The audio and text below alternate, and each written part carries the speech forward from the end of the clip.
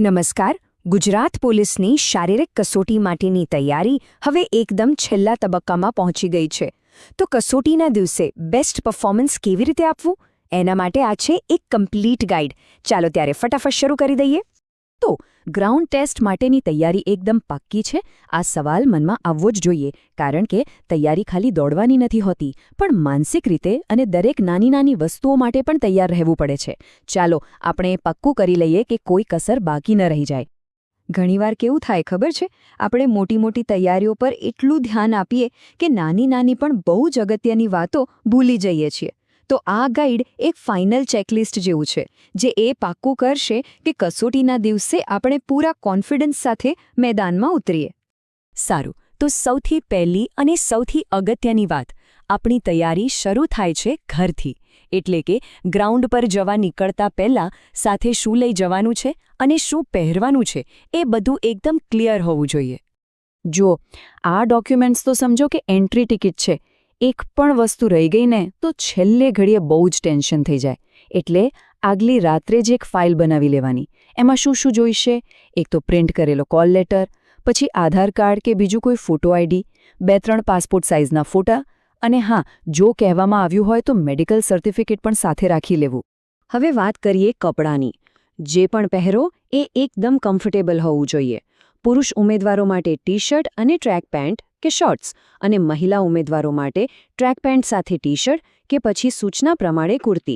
અને સૌથી અગત્યની વાત, શૂઝ. ભૂલથી પણ નવા શૂઝ પહેરીને ના જતા. જે શૂઝ પહેરીને પ્રેક્ટિસ કરી હોય ને એ જ બેસ્ટ છે, કારણ કે એ પગ સાથે એકદમ સેટ થઈ ગયા હોય છે. ઓકે, તો ડોક્યુમેન્ટ્સ અને કપડાં તો થઈ ગયા. હવે આવીએ શરીર પર. ગાડીમાં પેટ્રોલ ના હોય તો એ ચાલે નહીં. બસ એવું જ આપણા શરીરનું છે. ટેસ્ટના દિવસે શરીરને સાચું ફ્યુલ આપવું બહુ જ જરૂરી છે. જુઓ, અહીં સિમ્પલ નિયમ છે.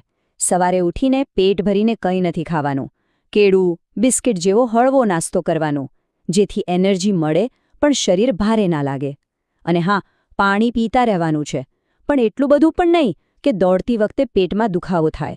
બસ સંતુલન જાળવવાનું છે. આ એક એવી વસ્તુ છે જેને બિલકુલ ઇગ્નોર નથી કરવાની. વોર્મઅપ. કોઈ પણ ઇવેન્ટ હોય, દોડ હોય, લાંબી કૂદ હોય કે ઊંચી કૂદ, એની પહેલાં પ્રોપર સ્ટ્રેચિંગ અને વોર્મઅપ કરવું જ પડે. આનાથી સ્નાયુઓ તૈયાર થાય છે, ઈજા થવાનો ડર ઘટી જાય છે અને પરફોર્મન્સ પણ સુધરે છે. ચાલો, તો હવે આપણે ગ્રાઉન્ડ પર પહોંચી ગયા છીએ. બધી તૈયારીઓ પાકી છે.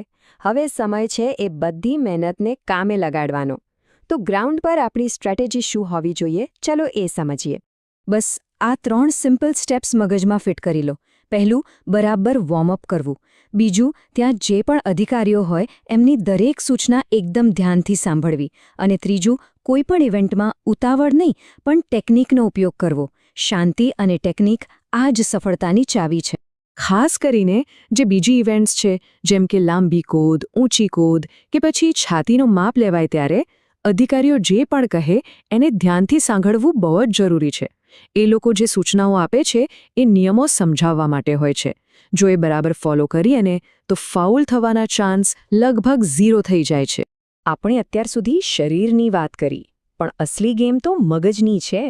શારીરિક કસોટી એ 50% શરીરની અને 50% મનની કસોટી છે.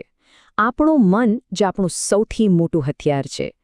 તો માનસિક રીતે કેવી રીતે મજબૂત રહેવું? આ એક વાત ગાંઠ બાંધી લેજો. બીજાને જોઈને ગભરાશો નહીં. પોતાનું શ્રેષ્ઠ આપો. ત્યાં ઘણા લોકો હશે જેમનું પરફોર્મન્સ કદાચ બહુ સારું હોય. એમને જોઈને ડરી નથી જવાનું કે ટેન્શનમાં નથી આવી જવાનું. કસોટીના દિવસે સૌથી મોટી તાકાત છે આપણો આત્મવિશ્વાસ. કોઈની સાથે સરખામણી કરવાની જ નથી. બસ જે મહિનાઓથી મહેનત કરી છે એના પર ભરોસો રાખવાનો છે અને પોતાના પરફોર્મન્સ પર, પોતાના લક્ષ્ય પર જ ધ્યાન આપવાનું છે. સારું, હવે આપણે આવીએ છીએ એકદમ છેલ્લા પણ સૌથી મહત્વના મુદ્દાઓ પર, એટલે કે નિયમો, શિસ્ત અને આરોગ્યને લગતી સાવચેતીઓ. આ બાબતોનું પાલન કરવું ફરજિયાત છે. શિસ્તની વાત કરીએ તો સૌથી પહેલું છે સમય. જે પણ રિપોર્ટિંગ ટાઈમ હોય એનાથી વહેલા પહોંચી જવાનું. એનાથી ત્યાંના માહોલમાં સેટ થવાનો સમય મળી જાય છે. કસોટી વખતે અધિકારીઓ જે પણ કહે એણે બરાબર ફોલો કરવાનું. અને હા, જો મોબાઈલ, ઘડિયાળ કે ઘરેણાં જેવી વસ્તુઓ લાવવાની મનાઈ હોય તો એ સાથે બિલકુલ ન રાખવી. આરોગ્યથી મોટું કંઈ નથી. જો તાવ જેવો લાગે, કોઈ ઈજા હોય કે દુખાવો થતો હોય તો એને નજરઅંદાજ ન કરતા. અને ખાસ ચેતવણી, પરફોર્મન્સ વધારવા માટે ડૉક્ટરની સલાહ વગર કોઈ પણ દવા લેવાની ભૂલ ક્યારેય ન કરવી.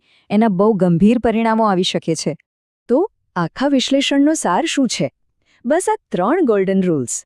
પહેલું, બધા ડોક્યુમેન્ટ્સ સાથે ટાઈમ પર પહોંચી જવું. બીજું, દરેક સૂચના ધ્યાનથી સાંભળીને ફોલો કરવી. અને ત્રીજું, પૂરા આત્મવિશ્વાસ સાથે પોતાનો બેસ્ટ આપવો. બસ આટલું કરી લીધું એટલે સમજો કે અડધી લડાઈ જીતી ગયા. તો હવે કહો, પોતાના શ્રેષ્ઠ પ્રદર્શન માટે કોણ તૈયાર છે? બધી જ તૈયારીઓ થઈ ચૂકી છે. શારીરિક અને માનસિક બંને રીતે સજ્જ છો. હવે બસ મેદાનમાં જઈને એ બધી મહેનતને પરિણામમાં બદલવાની છે. સૌને ખૂબ ખૂબ શુભેચ્છાઓ.